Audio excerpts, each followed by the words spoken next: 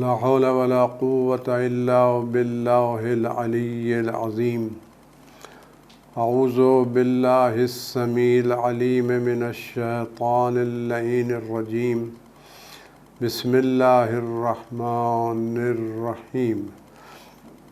الحمد لله الذي لا يبلغ مدحته القائلون ولا يحصي نعماءه العادون ولا يؤدي حقه المجتهدون. والصلاة والسلام والتحية والإكرام على البشير النذير السراج المنير الطهر الطاهر الدر الفاخر العلم الزاهر المنصور المؤيد الرسول المسدد سيدنا ونبينا أبي القاسم محمد وعلى آله الطيبين الطاهرين المعصومين المظلومين الذين أذهب الله عنهم الرجس وطهرهم تطهيرا، سيما على بقية الله في العالمين وخاتم أئمة المعصومين الكهف الحسين وغياث المستر المستكين ملجأ الهاربين وعصمة المعتصمين، أرواحنا وأرواح العالمين لتراه بمقدمه فداه عجل الله تعالى فرجه الشريف. واللعنة الدائمة الباقية على أعدائهم وقتلتهم وغاصب حقوقهم أجمعين. عزیزان گرامی، السلام علیکم ورحمۃ اللہ وبرکاتہ۔ ایام عزا کے یہ آخری دن ہیں۔ خدا بند عالم کی بارگاہ میں اہل بیت علیہم السلام کے وسیلے سے اور خاص کر سید الشہداء ابا عبداللہ الحسین علیہ السلام اور ان کے اعوان و انصار صلوات اللہ وسلام علیہم اجمعین کے ذریعے سے واسطے سے خدا کی بارگاہ میں نہایت عاجزی اور انکساری کے ساتھ دستبد دعائیں کہ خدا بند عالم ان حالات میں جو عزاداری ہو سکی اس کو قبول فرما، اور ویسے بھی جب حالات آزاد تھے تو ہم سے بہت سی کوتاہیاں ہوتی تھیں، اور اس سال کچھ اور زیادہ کوتاہیاں ہوئیں۔ تمام کوتاہیوں کے باوجود، تمام خامیوں کے باوجود، تمام نقائص و عیب کے باوجود تیری بارگاہ کریم ہے، عظیم ہے، رحیم ہے، غفور ہے۔ تجھ سے تیرے کرم اور عظمت و عزت کا واسطہ دے کے سوال کرتے ہیں پروردگار، اس مختصر عزاداری کو تمام نقص و عیب و تمام کوتاہیوں کے بعد قبول فرما، اور اس کو ہمارے اور اہل بیت کے درمیان ایک وسیلہ اور ایک رابطہ اور ایک صلہ رحم اور ایک ارتباط کا ذریعہ قرار فرما، اور ان چند اشقائے عزا کو جو ان ایام عزا میں گرے ہیں ان کو ہمارے قبر کی روشنی اور نور کا سبب قرار فرما، اور انہی اشک عزا کے ذریعے ہمیں میدان قیامت میں اہل بیت علیہ السلام کی شفاعت و زیارت اور ان کے ہاتھوں سے جام کوثر نصیب فرما۔ اور جن لوگوں نے ان عزاداری کے سلسلے میں کوششیں کی ان کی صحیح و کوشش قبول فرما، اور جن لوگوں نے کسی بھی طرح سے اس عزاداری میں رکاوٹ ڈالنے کی کوشش پروردگار ان کے ساتھ تو بہترین وہ سزا عطا فرما جو اس کے حقدار ہیں، اور جو تیری بارگاہ میں بہترین سزا ہو سکتی ہے وہ ان سب کو حق میں معین فرما۔ پروردگار ہماری اس عزاداری کو فرزند زہرا امام زمان علیہ السلام کے ظہور کے ذریعے اور ان کی ظہور کے زمین ہموار کرنے کا ذریعہ قرار فرما، اور ہم سب کو ان کے غلاموں میں، ان جانثاروں میں اور خدمت گزاروں میں شمار فرما۔ عزیزان گرامی، چونکہ ایک دو دن کے بعد ہمارے 11ویں امام حضرت امام حسن عسکری الصلوۃ والسلام کی شہادت کی تاریخ ہے، اس لیے نہایت مناسب ہے کہ انہوں نے وہ خط جو نہایت معتبر مستند عالم دین جناب ابن باوہ قمی کے نام لکھا ہے، وہ عرض آپ خدمت میں اس کو پڑھنے کی سعادت حاصل کر رہے ہیں۔ یہ بات ذہن عالی میں رہے کہ غیبت کے زمانے میں بھی اور غیبت کے زمانے سے پہلے بھی امام حسن عسکری السلام اور امام علی نقی علیہ الصلوۃ والسلام نے ان علماء کی بہت قدر و عزت کی ہے جنہوں نے ولایت کا دفاع کیا ہے، اور جن لوگوں نے علماء کی، مراجع کی، بزرگوں کی توہین کی ہے، ان سے اہل بیت علم اپنی ناراضگی کا اظہار فرمایا ہے۔ اس دور غیبت میں ہماری ذمہ داری یہ ہے کہ ہم تمام علماء اعلام و مراجع کرام کی عزت کریں، ان کا احترام کریں، اور ذرہ برابر ان کی خدمت میں کوئی بھی جسارت، اشارت و کنایت بھی جائز نہیں ہے۔ ہمارے تمام مراجع جو اس وقت موجود ہیں وہ سب اس بات کے معتقد ہیں کہ اس زمانے میں کسی بھی مرجع کی توہین کسی بھی شکل و صورت میں جائز نہیں ہے۔ ہم ان کی تقلید کرتے ہوں یا نہ تقلید کرتے ہوں، ان کو مانتے یا نہ مانتے، یہ ہمارا اپنا مسئلہ ہے، لیکن کسی بھی مرجع کی، کسی بھی بزرگ کی توہین کرنا کسی بھی شکل و صورت میں کسی کو بھی پسند نہیں ہے، نہ ہمارے موجودہ مراجع کو پسند ہے اور نہ ائمہ معصومین صلوات اللہ سلام علیہم کو پسند ہے۔ اور یہ بات بھی ذہن عالی میں رہے، اگر کوئی شخص کسی بھی بزرگ کی خدمت میں کوئی جسارت کرتا ہے تو یہ جسارت سے بزرگ کی شخصیت مجروح نہیں ہوتی، خود اس کی شخصیت کی خباثت ظاہر ہو جاتی ہے اگر کوئی شخص اس طرح کے کام انجام دیتا ہے۔ خدا ہم سب کو اس دور غیبت میں علماء اعلام، حججان اسلام اور مراجع کرام کی عزت و توقیر کی توفیق عنایت فرمائے اور ہمیں ان کی قدردانی کرنے کی سعادت نصیب فرمائے۔ امام جناب ابن باہوہ قمی، یہ ابن باہوہ قمی وہ ہیں جن کو امام علیہ السلام نے دعا دی تھی، اور ان کی دعا سے اللہ تعالیٰ نے ان کو ایک فرزند عطا کیا جس کا نام جناب شیخ صدوق علیہ رحمت و رضوان ہے، جو امام کی دعاؤں سے دنیا میں پیدا ہوئے ہیں۔ خوش قسمت ہیں وہ افراد جن سے امام کی خط و کتابت رہی ہے اور جن کو امام نے اپنا مورد اعتماد قرار دیا ہے۔ آپ غور فرمائیں کہ اعتصمت بحبل اللہ، خط شروع ہوتا ہے اعتصمت بحبل اللہ، میں تمسک کرتا ہوں اللہ کی مضبوط رسی سے۔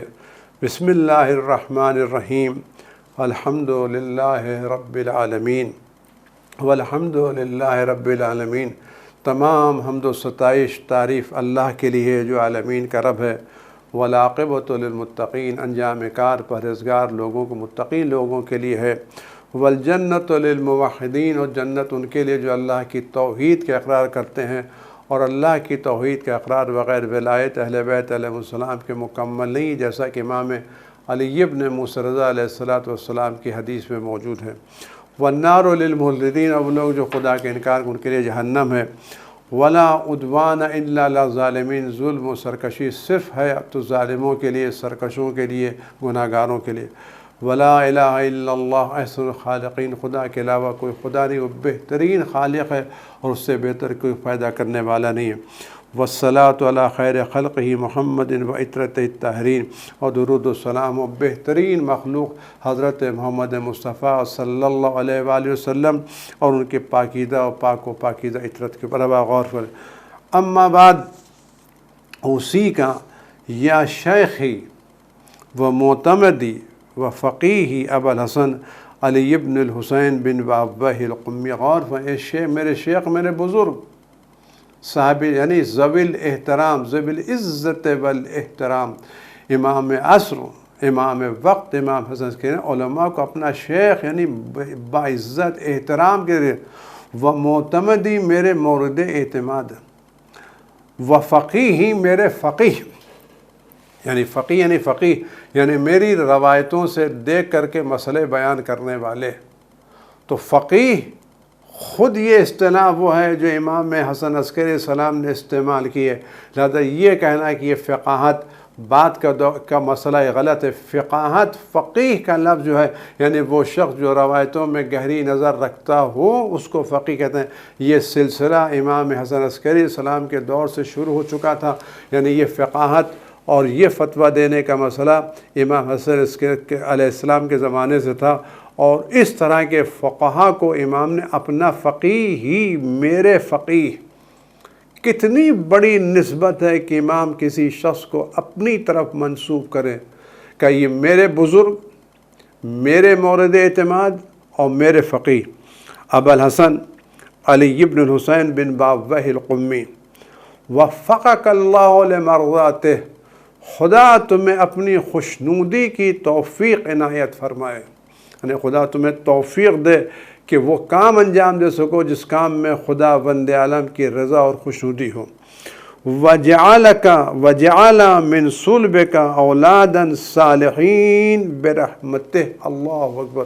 خدا بند عالم تمہارے صلب سے نیک اور صالح اولاد قرار دے برحمت، اپنی رحمت، یعنی خدا اپنے رحم و کرم سے تمہاری نسل میں، تمہاری صلب میں پاک و پاکیزہ اولاد قرار دے۔ خدا تمہیں وہ بچے عطا کرے جو پاک و پاکیزہ ہوں۔ واقعی یہ امام کی دعا کا اثر تھا کہ امام نے ان کو دعا دی کہ خدا نے ان کو شیخ صدوق جیسا بیٹا عطا کیا ہے، جن کے بارے میں بزرگوں کا قول ہے جناب شیخ صدوق وہ ہیں جن کی قبر کی زیارت کو کبھی کبھی امام اس علیہ السلام تشریف لاتے ہیں۔ ابن باوائے قمی کی قبر قم میں ہے، بزرگ ہیں، معتمد ہیں، لیکن ظاہر بات ہے ہم لوگ جب مقامات پر جاتے ہیں تو صرف حرم معصومہ میں زیارت کر کے چلے آتے ہیں۔ وہ علماء جنہوں نے خدمتیں کی ہیں، جن کے وہیں پر مزارات ان کے، اگر ہم ان کی قبروں پر بھی جائیں اور اسے بھی مناجات کریں تو یہ لوگ زندہ ہیں، مورد اعتماد ائمہ معصومین، ان کا اثر رکھتا ہے، صاحب کرامات ہیں۔ کہ میں تم کو وصیت کرتا ہوں سفارش کس چیز کی؟ بتقوی اللہ، اللہ کا تقوی، پرہیزگاری اختیار کرو۔ علی علیہ السلام سے پوچھا کہ مولا تقوی کے معنی کیا ہیں؟ کہ تقوی 2 جملوں سے عبارت ہے، خدا بند عالم نے جہاں بلایا ہے وہاں سے غیر حاضر نہ رہو، اور خدا نے جہاں منع کیا ہے وہاں تم نظر نہ ہو، یعنی واجبات تم سے چھوٹنے نہ پائیں، محرمات کے قریب تم جانے نہ پاؤ۔ 2 جملہ تقوی، خدا نے جہاں بلایا ہے وہاں سے ایبسنٹ نہ رہو، اور جہاں سے منع کیا ہے وہاں تم پریزنٹ نہ رہو۔ خدا نے واجبات میں بلایا ہے، مستحبات میں بلایا ہے، یہاں ہماری حاضری ہونا چاہیے۔ خدا نے حرام سے، مکروہ سے ہم کو دور رکھا، یہاں سے ہم کو پریزنٹ نہیں ہونا چاہیے، ایبسنٹ رہنے چاہیے۔ وَإِقَامِ الصَّلَاةِ، نماز قائم کرنے کی وصیت کرتا ہوں، نماز پڑھنے کی نہیں۔ نماز قائم کرنا یعنی نماز اس کے ارکان کے ساتھ، اذان کے ساتھ، اقامت کے ساتھ، صحیح لباس کے ساتھ، صحیح خشوع کے ساتھ نماز پڑھنا کام ہے۔ یہ تھوڑی کہ ہم نماز جلدی فاس پڑھیں، نہیں، اقامِ صلاۃ نہیں، نماز پڑھنا، امام نماز پڑھنے کی بات نہیں فرمانا، نماز قائم کرنے کی، نماز قائم کرو۔ وَإِيتَاءِ الزَّکَاۃ، اور زکوٰۃ، جو بھی تمہارے مال میں اللہ کا، رسول کا، امام کا حق نکلتا ہے وہ حق نکال دو۔ یا زکوٰۃ سے جو بھی اللہ کا مال نکلتا ہے، رسول کا مال، امام کا مال، فقیروں کا مال، جو بھی جس کا حق تمہارے مال میں نکال دو۔ فَإِنَّ لَا يُقْبَلُ الصَّلَاةَ مِن مَّنْعِ الزَّکَاۃ، وہ شخص جو زکوٰۃ ادا نہیں کرے گا اس کی نمازیں قبول نہیں ہوں گی۔ بہت سے لوگ ہیں جن پر زکوٰۃ جمع کیا، پہلے سے بہتر ہو گیا، بہت سے خمس ادا کرنے لگے، کہ بہت سے لوگ ہیں جن کے پاس زمینیں ہیں، زراعتیں ہیں، چیزیں ہیں، وہ زکوٰۃ نہیں ادا کرتے، گرچہ وہ متقی پر کہ جو شخص زکوٰۃ نہیں ادا کرتا، حقوق مالی نہیں ادا کرتا، اس کی کوئی نماز قبول نہیں ہے، اور جب نماز قبول نہیں تو روایت کہ نماز رد ہو گئی تو سارے اعمال رد ہو گئے۔ تو زکوٰۃ نہ دینے کی بنا پر نماز نہیں قبول ہوگی، اور نماز نہ قبول ہونے کی بنا پر بقیہ سارے اعمال قبول نہیں ہوں گے۔ اسی کا بمغفرت الذنب، میں تم کو وصیت کرتا ہوں مسلسل استغفار کرتے رہو، اپنے گناہوں کی معافی مانگتے رہو۔ وَبِكَظْمِ الْغَيْظِ، غصے کو قابو میں رکھو۔ امام کی وصیتیں ہیں، ہمیشہ استغفار کرتے رہو۔ روایت میں ہے کہ کیا خوش قسمت ہے وہ شخص جس کے ہر گناہ کے نیچے ایک استغفار ہو، یعنی یہ شخص ہے معصوم نہیں ہے، ہم سے گناہیں ہوتی رہتی ہیں، لیکن ہر گناہ کے بعد اگر ہم استغفار کرتے رہیں تو کم اس کا تو ہوگا پتہ پروردگار میں نے گناہ کی تھی، میں اس گناہ پر شرمندہ ہوں، میں تجھ سے معافی مانگ رہا ہوں۔ پیغمبر اکرم صلی اللہ علیہ وآلہ وسلم معصوم تھے، معصوموں کے سردار تھے، عظیم ترین درجہ عصمت پر فائز تھے، کہ جہاں بیٹھتے تھے اٹھتے تھے تو 70 مرتبہ استغفار کر کے اٹھتے تھے۔ یہ گناہوں کی بنا پر نہیں تھا، یہ درجات کی بلندی کی بنا پر تھا۔ ایک بقیہ سے کس پیغمبر سے تو ایک ترک اولا بھی ان کی زندگی میں نہیں ملتا، ان کی ساری زندگی کا لمحہ بلمحہ اللہ کی مسجد، لیکن صرف اس لیے کہ درجات بلند سے بلندتر ہوتے چلے جائیں، جہاں بیٹھتے تھے اٹھتے تھے استغفار کرتے تھے۔ وَبِكَظْمِ الْغَيْظِ، غصے کو قابو میں رکھو، یہ بہت بڑا مسئلہ ہے ہمارے یہاں، بہت بڑا مسئلہ یہ کہ ہم بہت شارٹ ٹیمپر ہیں، اور غصے میں آ کے وہ بات کہہ جاتے ہیں جو اس کے بعد میں پچھتا کر روایت میں ملتا ہے کہ تلوار کے زخم بھر جاتے ہیں لیکن زبان کے زخم نہیں بھرتے۔ ہم کوشش کریں اپنی زبان سے، اگر کسی کا دل خوش نہیں کر سکتے ہیں تو کم از کم اپنے غصے سے، اپنی بدزبانی سے کسی کے دل میں زخم تو نہ لگائیں۔ بِكَظْمِ الْغَيْظِ، غصے کو قابو میں رکھو۔ وَصِلَةِ الرَّحِمِ، اپنے رشتہ داروں کے ساتھ حسن سلوک کرو، صلہ رحم کرو۔ امام زمانہ علیہ السلام نے علی ابن مہذیار سے پوچھا کہ تم اتنے دن کے بعد کیوں آئے؟ تو عرض کرنے کہ مولا میں بار بار آتا تھا، آپ سے ملاقات نہیں ہوتی۔ امام نے وہ وجہ جس کی بنا پر امام ان کو ملاقات سے محروم رکھا تھا، وجہ ہے وجہ کہ میں نے تم کو ملاقات کو دیا، تم رشتہ داروں سے صلہ رحم نہیں کرتے۔ وَمُوَاسَاةِ الْإِخْوَانِ، اپنے لوگوں کے، اپنے بھائیوں کے صلہ رحم رشتہ داروں کے ساتھ، بقیہ برادری کے، برادران مومن کے ساتھ، برادران ایمان کے ساتھ تم برابری کا برتاؤ کرو، ان کا خیال رکھو، ان کی دیکھ ریکھ کرو، ان کے حالات سے باخبر رہو۔ وَالسَّعِي فِي حَوَائِجِهِمْ فِي الْعُسْرِ وَالْيُسْرِ، سختیوں میں اور آسانیوں میں کوشش کرو ان کی ضرورتوں کو پورا کرنے کے لیے، کوشش کرو، صحیح کرو، کس طرح سے اپنے برادران ایمان کی تم پریشانیوں کو دور کر سکتے ہو، آسانیوں میں بھی سختیوں میں، خاص کر اس زمانے میں جب کورونا ہو گیا ہے۔ کتنے لوگوں کے کاروبار ختم ہو گئے ہیں، کتنے لوگوں کی بزنس ختم ہو گئی ہیں، کتنے لوگوں کی سیلری کم ہو گئی ہے۔ یقیناً ہم سب کے کاروبار متاثر ہوئے ہیں، لیکن اگر کوئی اس عسرت کے زمانے میں، اس تنگی کے زمانے میں اپنے اخراجات میں کمی کر کے برادر مومن کی ضرورتوں کو پورا کرے تو اللہ کی بارگاہ میں اس کو بڑا درجہ ملے گا۔ آپ یہ نہ سوچیں کہ میرے پاس 100 روپے ہیں، اس 100 روپے میں غریب کا کام کیا ہوگا۔ آپ کے پاس 100 روپے ہیں، آپ 100 روپے دے دیے، 50 روپے 50 روپے دے دیے، 10 روپے آپ 10 روپے دے دیجئے، جتنے امکان میں ہے آپ کم از کم، اگر آپ نے 10 روپے بھی دے دیے اپنے امکان، تو کم از کم آپ نے امام عسکری علیہ السلام کی اس روایت پر عمل تو کیا کہ ہم نے اپنے برادران مومن کی حاجتوں کو پورا کرنے کے لیے صحیح و کوشش کی ہے۔ والحلم، حلم سے کام لو، یعنی اگر کوئی بھائی صاحب بدتمیزی کر رہا ہے، بے ادبی کر رہا ہے تو تم اپنے رخ پر لے کے مت آؤ، احساس نہ ہو دے دو۔ وَالتَّفَقُّهُ فِي الدِّينِ، دین میں سرسری معلومات نہیں، دین میں گہری معلومات حاصل کرو۔ امام وصیت کیا کر رہے ہیں؟ دین سمجھو، گہرائی کے ساتھ سمجھو، حقیقت کے ساتھ سمجھو، اس کے روح میں اترنے کی کوشش کرو۔ وَالتَّثَبُّتُ فِي الْأَمْرِ، اور ثابت قدم رہو، ہلو جلو نہیں۔ ایسا نہ ہو کہ تم ایک واٹس ایپ آنے کے بعد، ایک میسج آنے کے بعد تمہارا نظریہ بدلے، تم ادھر آ جاؤ، دوسرا واٹس ایپ آئے تم ادھر آ جاؤ، ایک ہوا کا جھونکے میں ادھر، دوسرے ہوا کے جھونکے میں ادھر، یہ نہیں۔ اپنے دین پر، اپنے عقیدے پر ثابت قدم رکھو، آندھیاں بھی چلیں تو تمہارے قدموں میں لرزش نہیں ہونا چاہیے۔ تثبت فی الامر، ثابت قدم رہو۔ والتعہد للقرآن، قرآن سے رابطہ رکھو۔ قرآن صرف فاتحے کی کتاب نہیں ہے۔ آج ہمارے کیا قرآن مخصوص ہو گیا ہے کسی کے 40ویں کی مجلس میں، سیوم کی مجلس میں فاتحہ خوانی سے۔ وہ بھی تو پہلے تھا جب مجلسوں میں 40ویں کی سیوم کی مجلسیں ہوتی تھیں تو کچھ لوگ آ کے قرآن پڑھ لیتے تھے اور اس طرح سے کچھ نہ کچھ قرآن مرنے والے کو پہنچ جاتا ہے اس کا ثواب۔ اب تو یہ رسم ہی ختم ہو گئی ہے، قرآن خوانی کی رسم، یہ اس لیے کہ قرآن پڑھنے والے ہی نہیں ہیں۔ ابھی بھی آپ نجف میں چلے جائیں،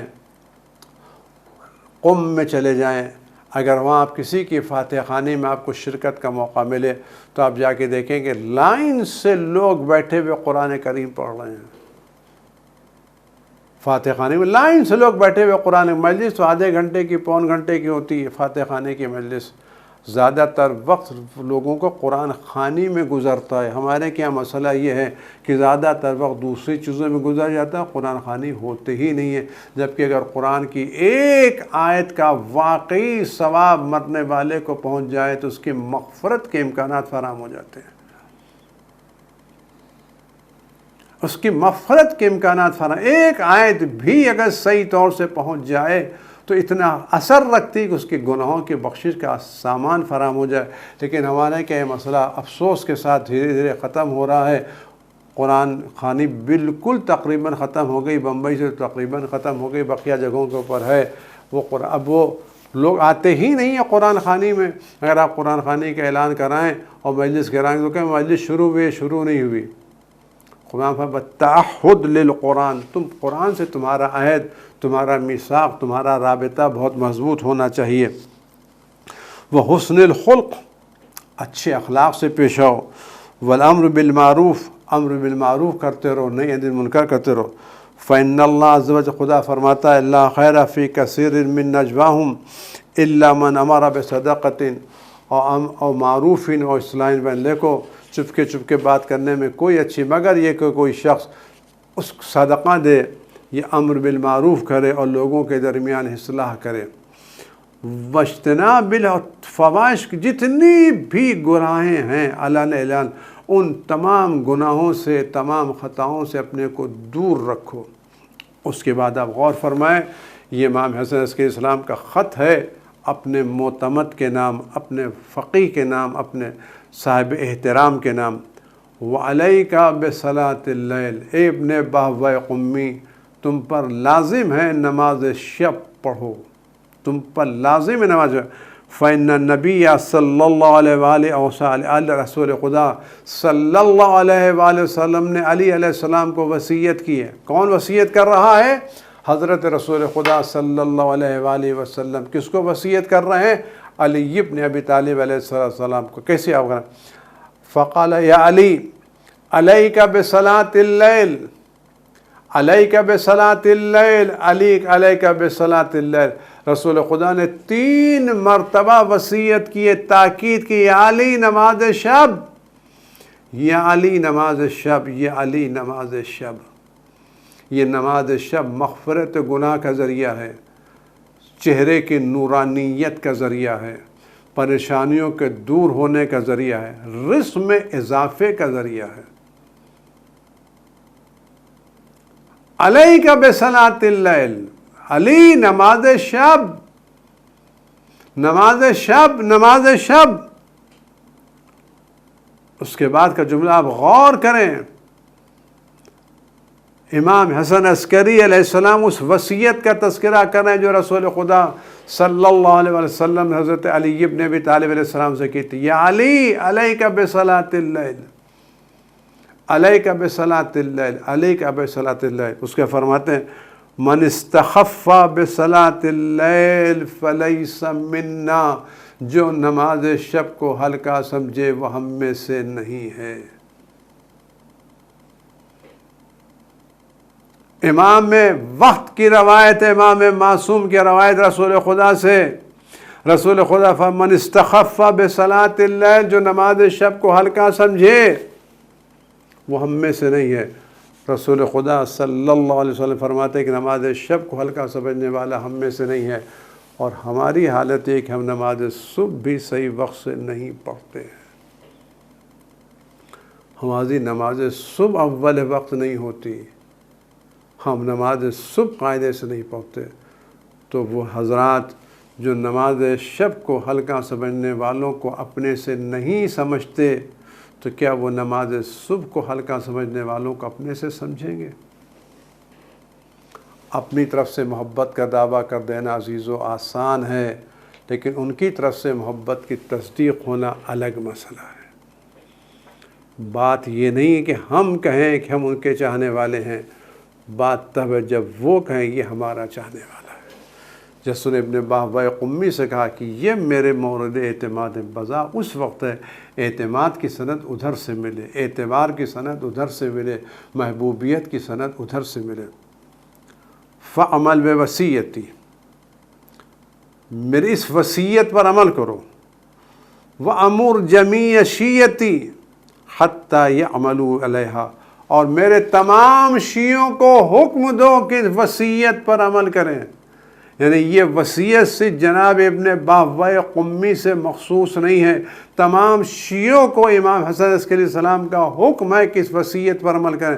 نماز شب پڑھیں، امر بالمعروف کہیں، نہی از منکر کریں، حلم سے کام لیں، صلہ رحم کریں، برادران مومن کے ساتھ اچھا برتاؤ کریں، غصوں کو قابو میں رکھیں، اپنے کو حلیم بنائیں، اچھے اخلاق سے پیش آئیں۔ وَعَلَيْكَ بِالصَّبْرِ، دیکھو صبر سے کام لو، جلد بازی سے کام نہ لو۔ وَانتظار الفرج، اور ظہور کا انتظار کرو۔ فإن النبی صلی اللہ علیہ وآلہ وسلم قال، پیغمبر اکرم صلی اللہ علیہ وسلم فرمایا، ان افضل اعمال امتی انتظار الفرج، میری امت کا بہترین عمل، بافضیلت ترین عمل ظہور کا انتظار کرنا ہے۔ ولا تزال شیعتنا فی حزن، ہمارے شیعہ ہمیشہ غم زدہ رہیں گے، محزون رہیں گے، حتی یظہر ولدی، یہاں تک کہ میرے فرزند کا ظہور ہو، الذی بشر بہ النبی صلی اللہ علیہ وسلم، جس کے ظہور کی بشارت رسول خدا صلی اللہ علیہ وسلم نے دی ہے۔ یملأ الارض قسطا وعدلا کما ملئ ظلما وجورا، یہ میرا فرزند زمین کو اس طرح عدل و انصاف سے بھر دے گا جس طرح وہ ظلم و جور سے بھری ہوگی۔ آپ یقین جانیے بہت بڑی بشارت ہے، بہت بڑی بشارت ہے۔ وہ تمام حضرات جس وقت کورونا سے مبتلا ہیں، دنیا کتنا ہی اس مرض کو دیکھ کر کے مایوس ہو گئی ہو، ان کے پاس کوئی دوا نہ ہو، لیکن ہم جو ظہور امام پر عقیدہ رکھتے ہیں، یقین رکھتے ہیں زہرا کا لال آئے گا، ہمیں یقین ہے یہ بلا ایک دن ضرور بضرور جائے گی۔ یہ بلا نہیں، ساری بلائیں امام وقت کے ظہور کے بعد دنیا سے رخصت ہوں گی۔ جو امام نہیں رکھتے وہ بلاؤں سے پریشان ہیں، ہم امام رکھتے ہیں۔